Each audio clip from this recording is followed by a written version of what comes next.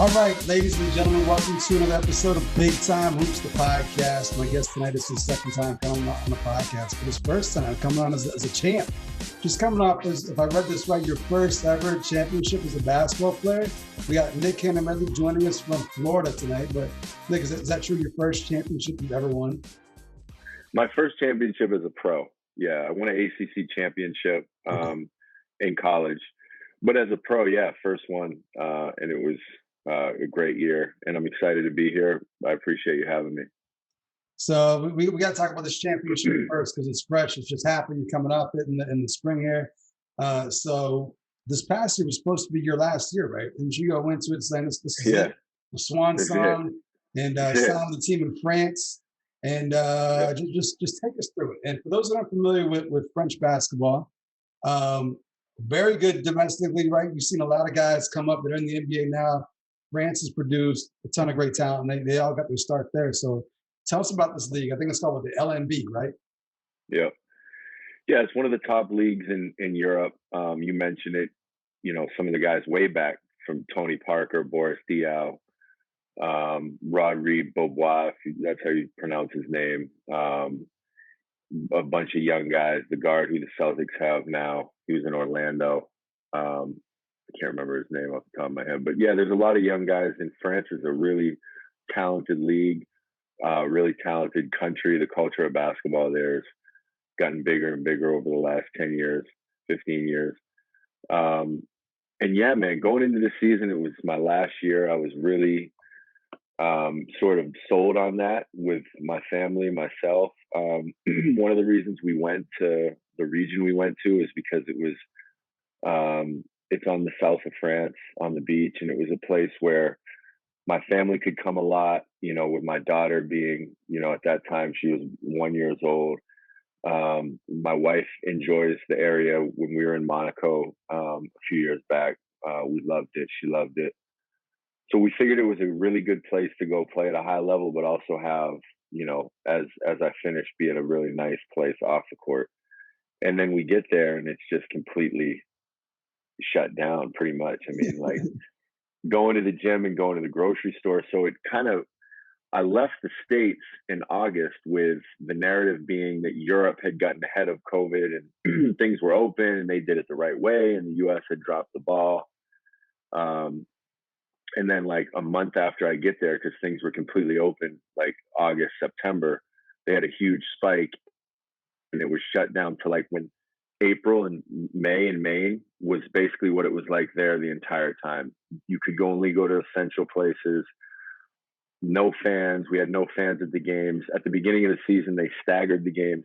They spread the games apart because they were trying to protect their revenue and buy time until they could have fans. I mean, with no fans, a lot of these teams rely on their ticket income and merchandise income at the game. So they struggle with that. So it benefited me a little bit because the less games, the more time I have to recover. So we started off the season strong. Our goal was to compete, for a championship. I feel like that's, everybody's goal when they start a season, like we're going to win a championship. But as the season goes on, you kind of see if that's a reality based on the, how the team kind of judge. Season went on. My body felt good. We played well. It was a great group. It was a great organization, great coach, young guy, 42, former player. And it just was one of those situations where everything went right that had to go right. Things clicked. And then with about a month left in the season, we were in the mix to win a championship, and they offered me an extension, which was pretty surprising to me.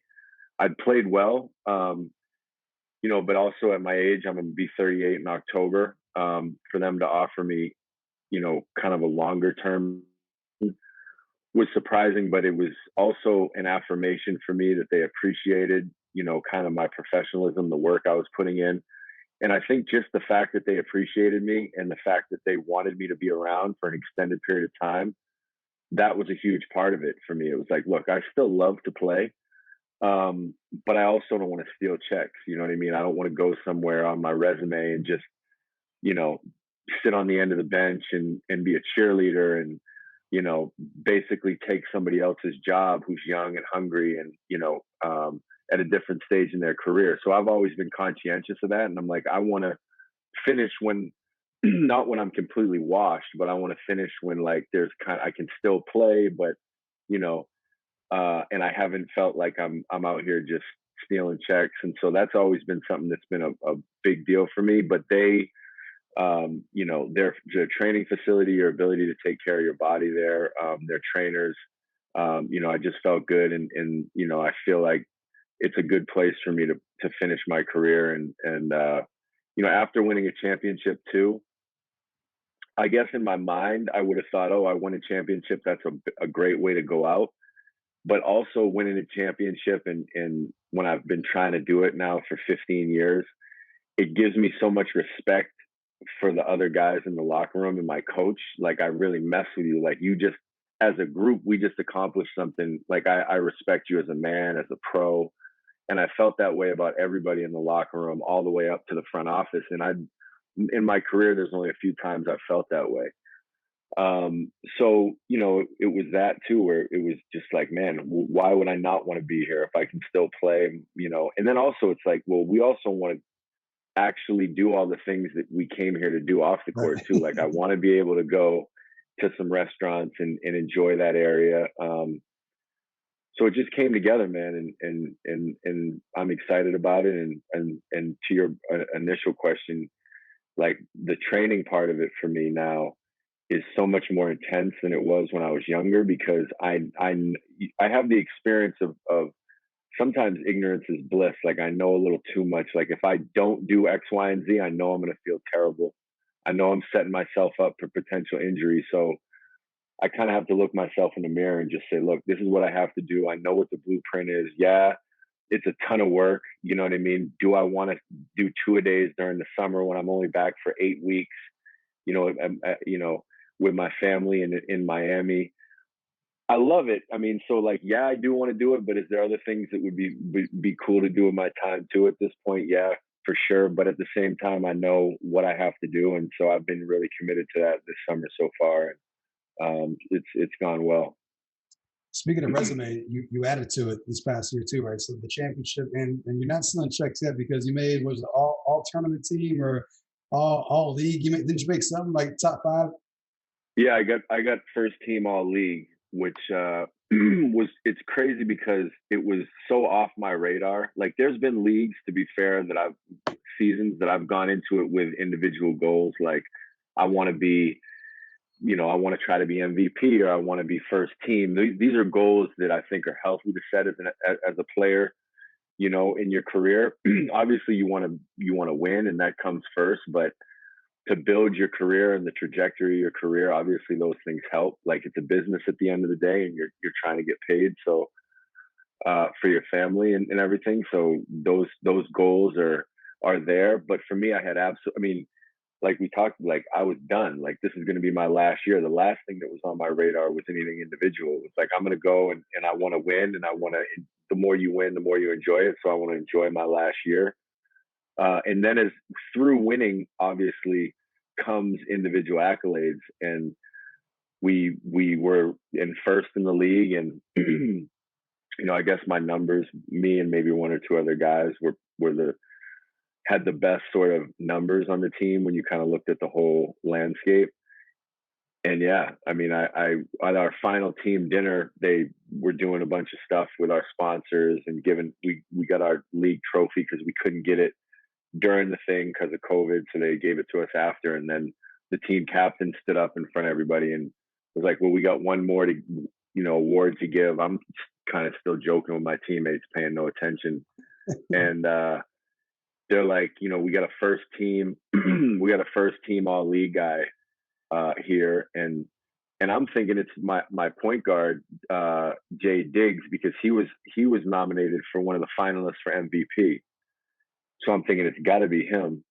And then they announced me, it was a position thing. He had a couple other guys at his position, I guess, that the guy who actually got MVP was also a point guard. So that kind of was the reason why from that angle. But yeah, and I was, so for me, it was the second time I've done it. My first time, I was 27. probably my best year as a pro. I was in Madrid, and I was an MVP finalist. I ended up getting runner up to a dude from Spain. Uh, and that year I was first team all league, but I was the oldest guy to ever do it, which is something that I'm proud of. And yeah, it was crazy how the year played out, man. It was a year of not many expectations, and then ultimately some of the biggest accomplishments in my career. So it was kind of weird how that all worked out that way. You mentioned how at this point in your career, you know, you got to do X, Y, Z, so you're not feeling it the next day, or you can get up and go again the next day type thing. So taking care of your body is huge at this point, but also like your game has to change as you age, right? You can't do the things you used to do Yeah. at 25, 26. So, and you mentioned sometimes you know a little bit too much. So, like, how do you deal with knowing like I can't do these things anymore? Like, how has your game evolved as you've gotten older to still be able to perform at such a high level? Yeah, that's a good question. It's interesting for me as I, analyze my own game and try to kind of formulate not a game plan, but an approach for the season. Like, how am I going to be an impact this season? How can I fill a role? Usually, you have to wait till you get there, and I got to see who do we have, like what's the landscape of our team to figure out what the best role is going to be for us to win. But I usually try to go into it with kind of a basic idea of, okay, these are the ways I can be effective. And the biggest thing for me is has been as I've slowed down with athleticism and certain things physically, that's actually benefited my game in some ways because I was always a go, go, go slash, kind of going a million miles per hour, catch, go, boom, rebound, hustle, that, just go, go, go. I was a motor type guy. But sometimes I didn't need to do all that. Like sometimes it's like slow down a little bit. You can control the pace. In watching some of these guys, how in the game the NBA now is played with a lot of guys using their body. If you look at Harden and Luka and a lot of these guards now, how they use their body to manipulate the defense and slow things down. It's not all this straight line. It's go, stop, go, and then the change of speed. So I've used change of speed and using my body, and I've learned how to use my body and manipulate the speed of not only myself but the defender, and that's made me be able to still be effective offensively. And then little stuff like rebound. I mean, that's one of the things you can control no matter what. Even if you play physical and position yourself well, you can still be effective with that. So that's it. I've had to change the speed at which I play, and I've had to use new ways of manipulating the defense to be able to get to where I'm trying to go. And so I found, especially in France, man, the league is so athletic. It's like if I was to say where's the worst place for me to go at 38 as I'm, slowing down, it's number one's France, hands down. I said when I left France 3 years ago, I'm like, I'm never going back. I'm never coming back to this league. Like at this point in my career, no way, because it's the closest to the NBA that there is in Europe as far as the way that the game's played, the length, the athleticism, stuff like that. So I had the opportunity and I ended up coming back, but yeah, it's extremely athletic. I think there's going to be more and more guys from France in the NBA because the level of size and athleticism coming out of Africa, and then a lot of the people in France are going from Africa to France, and then ultimately developing in France, and then going out into the basketball world. So it's going to be more and more talents coming out of France for sure. I agree. Like every time like the World Championships come around to the Olympics, like I'm surprised they don't do better because they never put together like their full talent of players. They have so many guys. Like you mentioned, like Tony Parker, and those guys, Boris Diaw and Rudy Gobert, and then they got this new kid, right? The Rudy, yeah. 17-year-old phenom. Is he in the league? Like, did you play against him this year? I can't think of his name, but like there's a 17-year-old phenom from France who's supposed to. Yeah, he moved his way up. He started in one of the lower divisions, but I think next year he's going to be in the first division. He's going to be in the top league. So I'll play against him next year. I've seen him on videos. I saw like that clip when he was playing one-on-one with Rudy Gobert. But yeah, Rudy's a guy. I forgot you mentioned Rudy. Yeah, there's I mean, dude, there's literally what, probably 15, 20 guys from France in the NBA right now who are, pretty impact guys. There's the wing for Philly, the good defenders. The guy Nik Caner or whatever, Frank Niklita, who was a lotto pick who went to the Knicks. So yeah, it's Evan Fournier. Evan Fournier's in there. Evan, that's the guy I was thinking of who's in Boston now. That's the name I was looking for, Evan Fournier. Yeah, and so he looks all the way legit. I mean, from what I've seen, and being able to play against him, it'll be interesting to see. I played against Porzingis in Spain when Porzingis was that age, so it'll be interesting to see how he adjusts to playing at a higher level. But he looks like he's going to be big time. I went back today and I was watching some YouTube videos, some highlights of yourself from like 5, 6 years ago, when the athleticism was still there. And I'm guessing you're not going to attack this kid the same way you're doing back in 2012. Like, for those that haven't seen highlights of you from like 10 years ago, go check out the athleticism, because I don't know which stop it was, but just dunking everything, blocking everything. It's crazy. People got to check that out. You mentioned how this team wanted to bring you back, right? And it's always nice to be wanted. But I want to go back to a time earlier in your career when you also were very wanted. This is when you were making your college decision. So name, image, and likeness. This is something that just came out where these college kids can now profit off their name, image, and likeness. Were those opportunities there for you? Like, do you look back now like, damn, like I could have made a little bit of money during my college days if this was going on back then? Yeah, for sure. I think first and foremost, I think it's great, and I think it's about time. Like, what are we talking about? I mean, these universities are making so much money off these players. The NCAA is making so much money off these kids, and a majority of us are scraping pennies to go to Wawa and get a turkey sandwich. Like, meanwhile, you know what I mean? Meanwhile, the university's making millions and millions of dollars off our jerseys. So it's about time.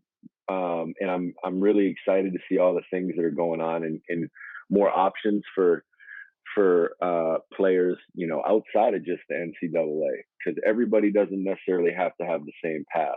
So there's a lot of cool opportunities now to play in other places, Europe, G League. Now they're starting this other league that I heard about for guys in and out of high school, I guess. But yeah, I think that if now was then, and we were able to profit off this, and I was in that market of the DMV, the Baltimore, DC area, I think that I would have been able to make a solid amount of money from that. I mean, there was opportunities for us to make money then. It wasn't necessarily legal. You know what I mean? Like, there's options and opportunities for college athletes to make money when you're in college. It's just certain universities do things above board, certain don't. Maryland was a university that did things the right way. Gary Williams wasn't having that. But there was opportunities. There was always people around and Gary would find ways to get those snakes out of the grass. Because yeah, man, there was tons of opportunities to make money. So I would have loved that. And I think it would have been, and I think it's great for young athletes at this point. Is there anything you would have said no to potential endorsements? Would you have stayed away from like something, or would you have just said yes to anything and collected all the money you could have?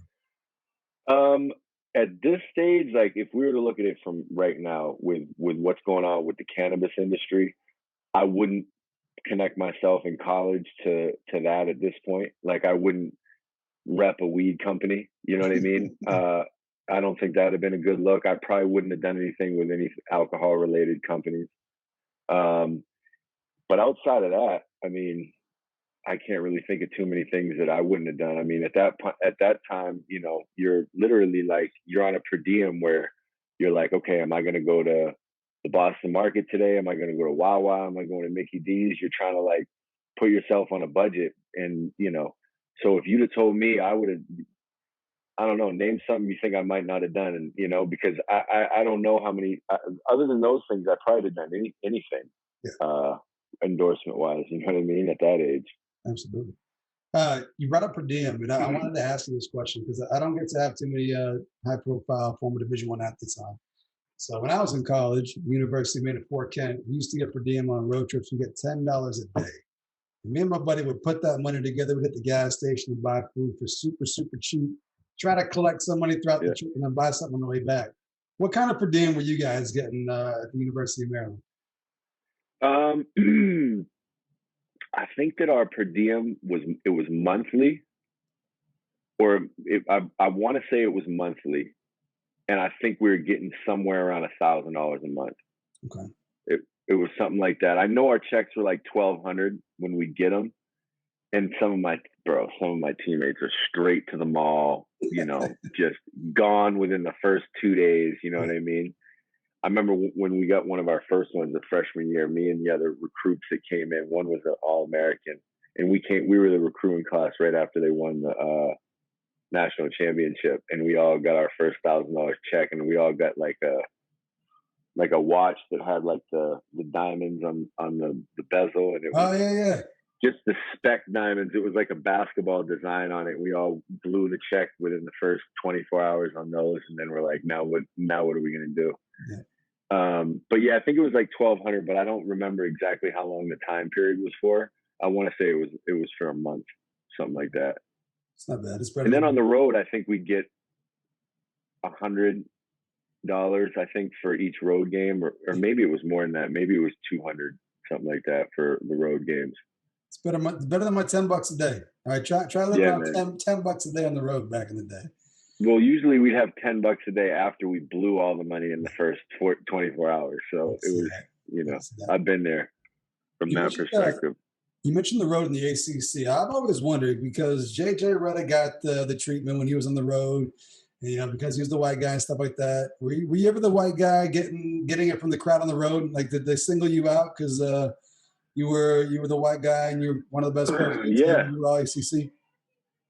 Yeah, I got it quite a bit, and I brought a lot of it upon myself. I mean, I loved the interaction with the fans, so I would look for it. I would try to engage with the fans and stuff like that on the road. So as soon as you do something to them or give them any attention at all, then even if they weren't focused on you, they're going to go in on you at that point. And to me, it usually just made me kind of more dialed in on the road when I would do that.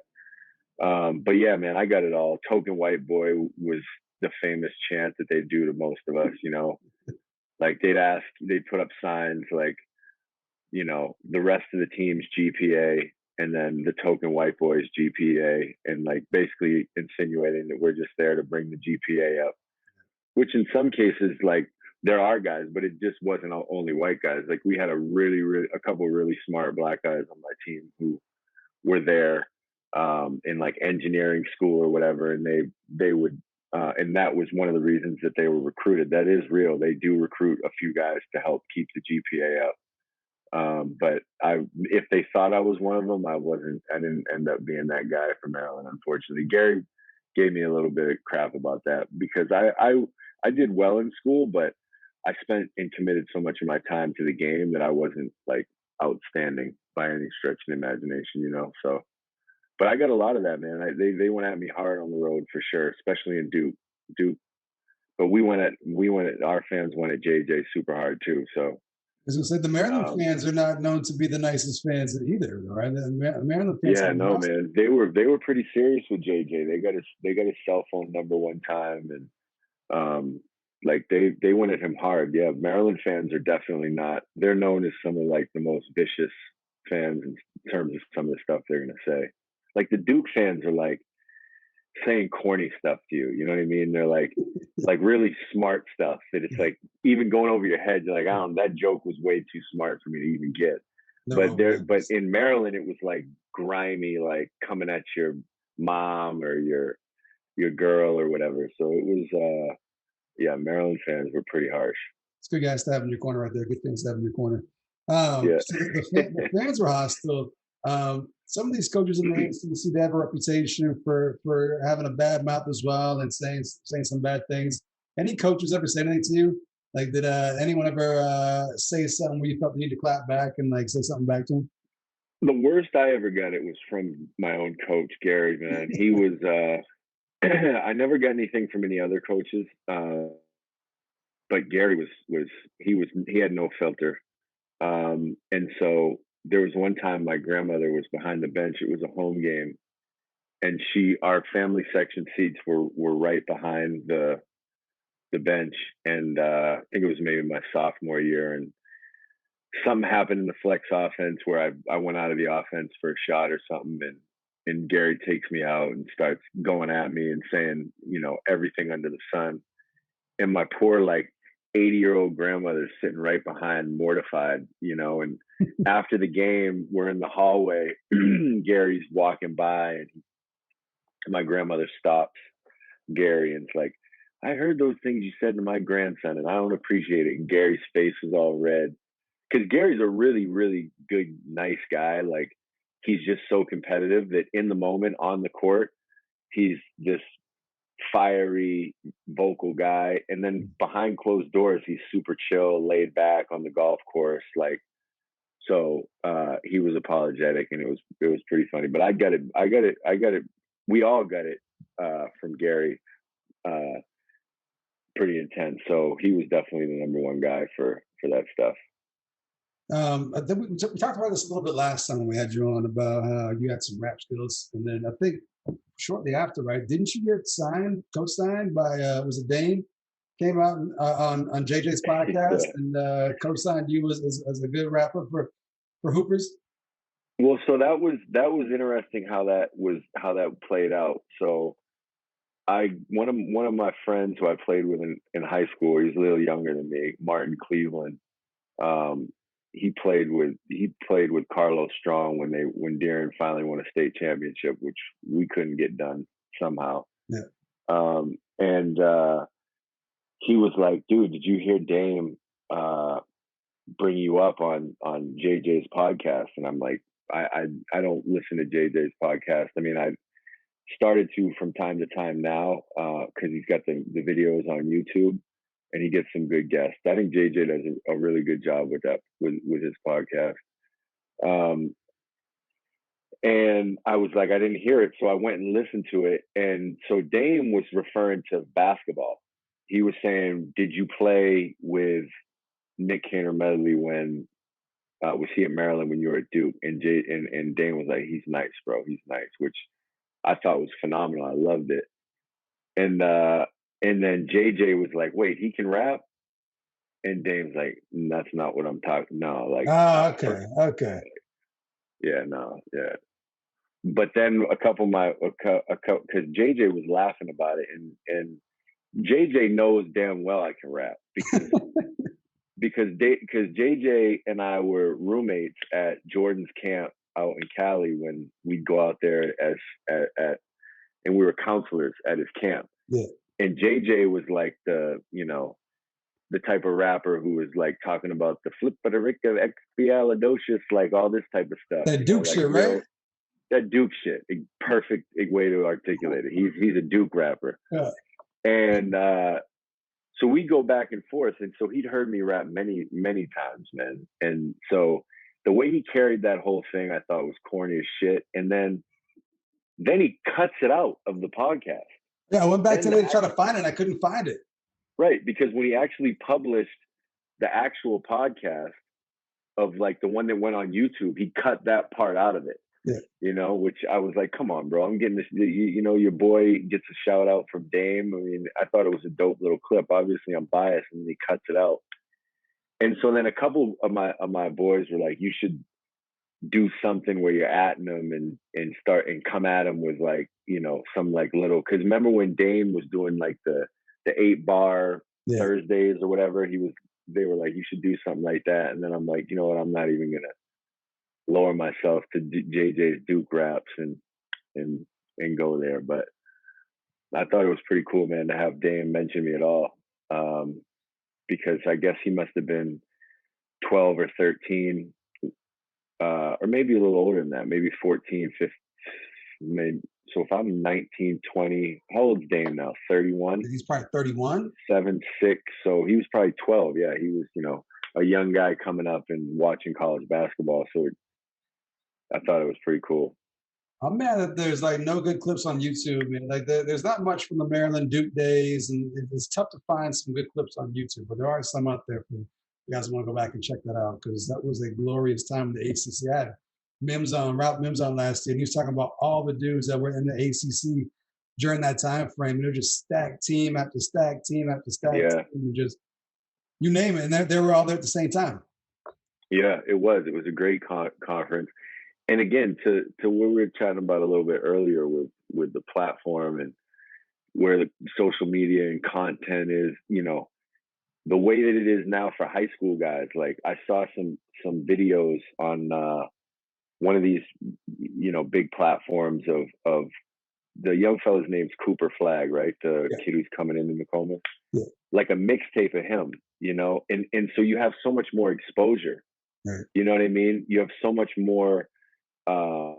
You can, with the way the internet now is, there's nothing that's like, there's nowhere that isn't going to be seen. There's nowhere that's not going to be able to get eyes on it, because it's just completely different now. And even with college clips, like you don't see really any highlight videos or mixtapes of people's careers. Like the only highlight tape I ever had was like my dad VHS a lot of the videos and then cut something up way back, like just for fun. It wasn't like a well done type of highlight thing, but I wish there was. I wish there was more of that stuff just to go down memory lane. But it's great for players now to have the accessibility to their games that there is now with all this stuff. So you were lucky. You got to go play for the defending national champs. You picked Maryland as your school to go to. A couple of months back, I did something on the page with had they gone to college in Maine, where would they have gone? I saw that. Yeah. I So saw that. just humor us. Like if you would have stuck around and went to school in Maine, where would you have gone? I would have gone to University of Maine. Being as I think it's the only D1 school in Maine, right? Did you seriously consider Maine, or was it not like I'm gonna go to the highest level that I can?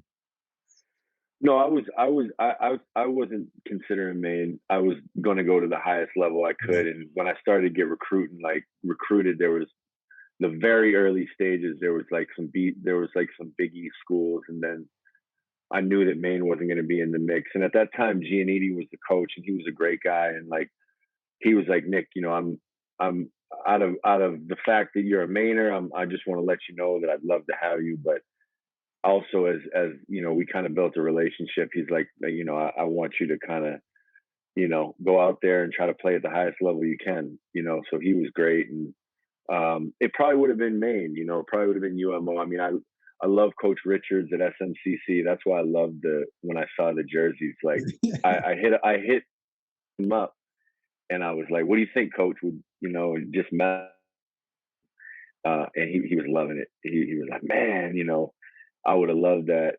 And I thought that was a cool concept. I had fun with that. Keegan Highland sent me the clips, pictures of it when you posted it. And I hit up Henry too at USM. My dad was a professor at USM. So if it was like the number where I would want to go, if I could, like a bunch of my good friends like Jason Levesque played at USM, that would have been cool to play at USM because my dad was a professor there. So that would have been a lot of fun. I got to ask you this question here because I seriously want to know what you feel about this. So there's always lists that come out like best player, best team, this, that. And you're what, 19 years removed from when you graduated high school. Your name still comes up as the best, best player this, best team during this, best team that could have won during. And now we're starting to see guys get some recognition here, get some offers. We got Dom Campbell, who's getting a lot of serious D1 looks right now. He's going to go someplace. He's going to go to a Power 5 conference. And once again, your name comes up like the most heavily recruited player since Nik Caner Medley.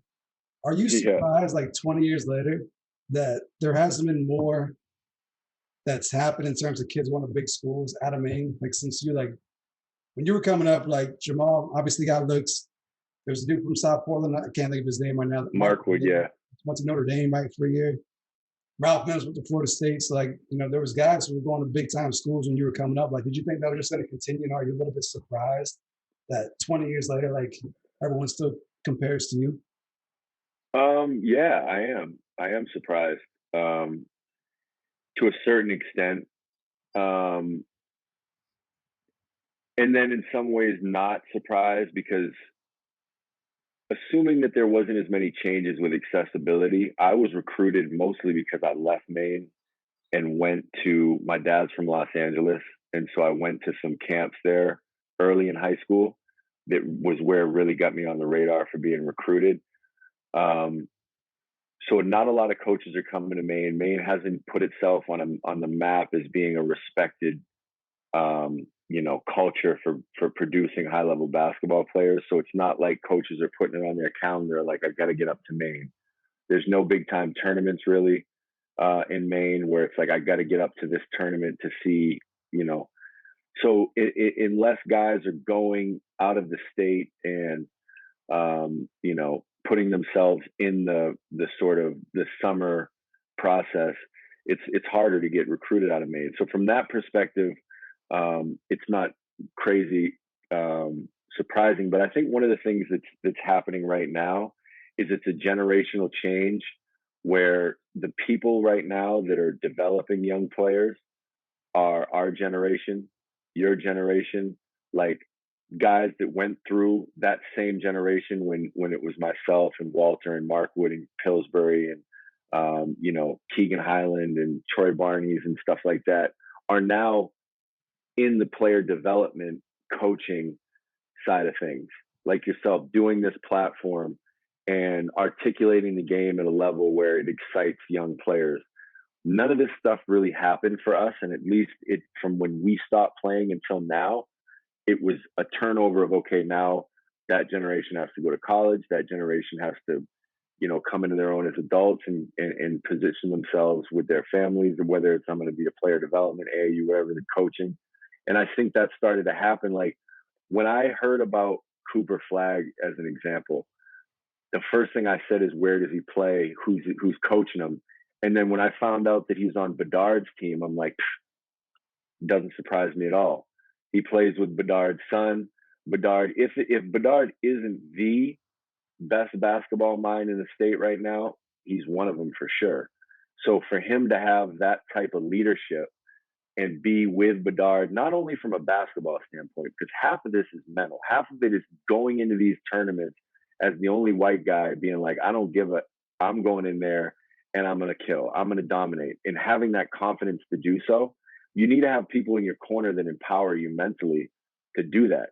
Not the people who are like, oh man, you're going to play against the dudes from New York, man. Like, sure, you're gonna get dunked on, dude. Or no, then there's the way that I was raised. Like, no, you're gonna go in there and you're gonna dunk on people and you're gonna surprise them and show them what time it is. And that was the narrative that I had as my tailwind, and that was the reason why I was able to go into these environments with confidence. And now we have guys who are leading young people in Maine who are helping put that confidence. That's one of the reasons I want to do some of the things I'm doing with not only just these clinics on the court, but sitting down with young players and talking to them and saying, look, you can do X, Y, and Z. This is what your mentality has to be. These are the things that it takes to be successful from Maine. This is what I did, at least. There's other ways to do it. Or this is what Longstaff did, or Barney's did, or, some of these other guys who have, Nick Mayo, who I hope Nick comes back. I know Nick is more of a quiet type of guy, but Nick's a hell of a player, man.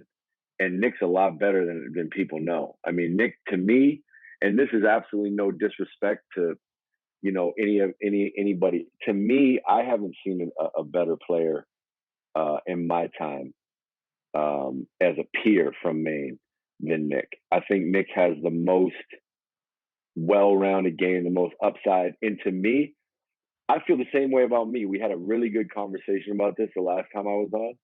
I think it's complete BS that I didn't get a look, and I know there's a lot of reasons why that happened. And it's timing, and it's the way the league was played. It was the positioning that I had at that time, and everything's timing and injury, blah, blah, blah. To me, it's BS that Nick didn't get that look too, because to me, when you look at the way that this dude shot the ball in Summer League, he shot over 40% from the NBA free. When you look what he did with the minutes that he had, and his size, he's 6'9", 6'10", athletic, can shoot the ball at a high clip. How is he not on an NBA roster? And it just goes to show you like, I was thinking about it today when I was just thinking about some of the stuff that we may talk about. Like the NFL, if you took NFL has X amount of players professionally. Baseball has X amount of So me, Nick Mayo, we're NBA players if the roster was a little bit bigger. I mean, the NBA is unique in the standpoint there's only really 12, 13 guys. Right. You know, so you're talking about 400 players in the entire world are in that league. But in all these other leagues, basically every other league, there's a few hundred more than that. So we're both in that 100 more or 50 more. I mean, if there was 5, 10 more picks or 2, 3 more roster spots, me and him are both in the league right now. So it just goes to show like how thin the margins are and how things really have to line up. Because to me, Nick's an NBA player. And not only that, but when in Europe, he's in Japan. And I wish the guy would play in Europe, man, because Japan the money's great. So he's making more money in Japan than he would in Europe. But it's a different experience, you know, like I think if he plays in Europe, and I hope he does at some point, I think that he would be a really high level guy in Europe. I think he would have similar opportunities to do a lot of the things that I did in my career in Europe. So I hope that you know, because I really like his game. I think he's extremely talented, and I do want to see some of these TBT games. I want to watch him play because Everleen Drive, the team that took him, is to me on paper one of the strongest teams in that tournament. Yeah. And for them to go out and recruit, they can get anybody they want. And this dude's in Japan, and they he was still on their radar. Like, we need this guy, and that says a lot about him and his game. And I haven't seen any of the games yet. I'm going to watch. I'm going to start watching. I'm going to try to catch the game tomorrow night. I think he's on ESPN2 tomorrow night at 7:00. I'm going to try to catch that game because I like watching him play. The dude's got game. Yeah, you talk about going into places and just, you know, not being the one getting dunked on and being excited to be there, but going in there and dunking on people. And if you guys haven't seen highlights from his game, I think they played yesterday. He had a couple dunks, and he's one of the top scorers in the tournament so far. Like, I think he put up 22 like in the game. So I mean, he's showing up at the TPT. So that goes to show you what kind of player he is. And he's supposed to be making an appearance on Big Time Hoops, hopefully this week as well. So hoping to get Nick and Nick on the podcast this week. You talked about what you got going on here this summer, and you have an annual event you throw. And you touched a little bit about how you want to add on to that this year and kind of grow that, kind of get more into mentorship and help push some of these kids that are coming up in Maine here a little bit further along, kind of guide them. If you could shed some light on what people can expect, exactly what you got going on, how it's different this year, and what it's all about. Yeah, I appreciate it. We have a nonprofit that myself and Colby Evans is the co-director and co-founder. Played at Portland. His brother Tyler was Mr. Maine basketball out of Portland. Won a state championship. We founded this 11 years ago, and we started it with just two things. One, we wanted to unify different backgrounds in Portland, Kennedy Park, and some of these other areas, and then everywhere else around some of these lower economic, background sort of neighborhoods in Portland, and go right into them and connect the kids and create relationships. Because I think I'm a big believer that the way people are socialized is the way that racism is brought into their life. So I think if you create relationships with different races at a young age as possible, those relationships and that way of being socialized with creating, having more diverse relationships. Like if you grow up and all your friends are white and you're around people that are, old school racist white dudes, then, it's probably going to be in your DNA to a certain extent. But if you grow up at a young age and you're around all different race or backgrounds, the chances that you're going to have that ignorance is a lot less. So we wanted to be able to create. That's why True, Together Reaching Unity is the acronym. That's the reason why we started creating these free programs for basketball clinics to bring these kids together. And then the free part was big for us. Like when we were young, a lot of these camps, great camps around Maine, they're a little bit too expensive for some kids. And we wanted to eliminate that barrier and allow kids to be able to do stuff for free, but also not have it be that free thing where it's like, oh, it's free, so it's not really going to be that. There's not going to be that much content. It's free. But we want it to be free, but with the same level of teaching and the same type of content as something you have to pay $500 for, or whatever the case may be. So we've done that for 10 years, and now we're adding a leadership program where we're looking for nominations from the top coaches and basketball minds in the state. And that's one of the reasons I reached out to you, to try to find some young kids, boys and girls in high school or going into high school, who are motivated to be better. Like, I don't want kids in the program, to be fair, who don't want to be there, whose coach said you have to be there. I'd rather have a kid who's the 10th kid on the bench on his high school team, but wants to be there because he wants to get better. Because to me, those are the boys and girls that ultimately have the chance to be pros. Like, to be a pro, you have to do a lot more to be good at basketball, And so a lot of that is character stuff, work ethic stuff, decision-making stuff that matters. And so we're doing a program this summer where there's one day of sitting down in the boardroom of a business I own in Portland called Cloudport and talking about those things. Another day we go into the community and do like a community service thing where we go into Kennedy Park during this event they have, like this community barbecue, and then give money to the city of Portland and have these players see, that type of stuff happening to motivate them to give back to their communities. And then also doing something off the court with training strategy at Foley's Fitness. So we're doing a few more days. We usually just do a free camp, like one day thing. And this year we're doing a couple more days, and we're looking for nominations for the top boys and girls in the state. This year we're only going to do roughly 15 players total. But hopefully as time goes on, because we want to be really hands-on. As the group gets bigger, it gets a little bit more difficult to have a lot of interaction with each kid and spend a lot of time. So that's what we're trying to do this year, and just better equip kids to just have a few extra tools in their toolbox to help them as they prepare for the next steps in their career. And you got a couple of other well-suited individuals that are going to be part of this as well, right? Some of the people that bring them Right. out in terms of their. Yep, we got Josh Longstaff. Exactly, we got Josh Longstaff, NBA assistant coach.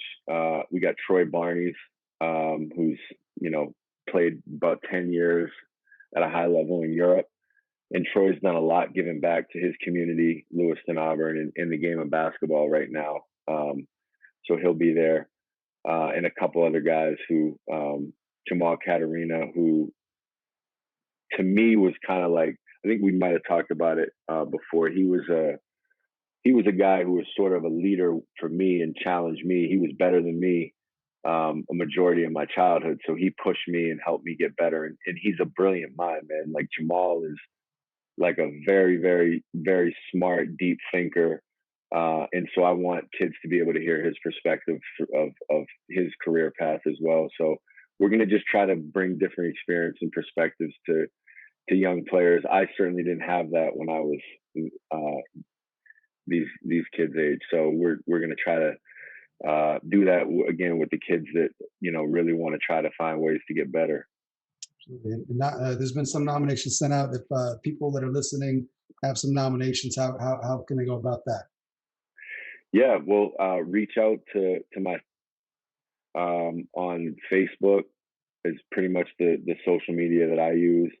I respond to every message I get on Facebook, and as well, and Tom, to you too. I mean, if anybody has a personal or relationship, let me know, because again, we're trying to. The numbers are going to be limited this year, but we want to try to get the top young players, and it doesn't have to be the best players, but just players that high character kids that want to get better, and so that's what we're trying to do. Up to myself, reach out to Tom if you have that link, and no question about it, if you want to be involved, then we'll get with you and try to make it happen. No doubt.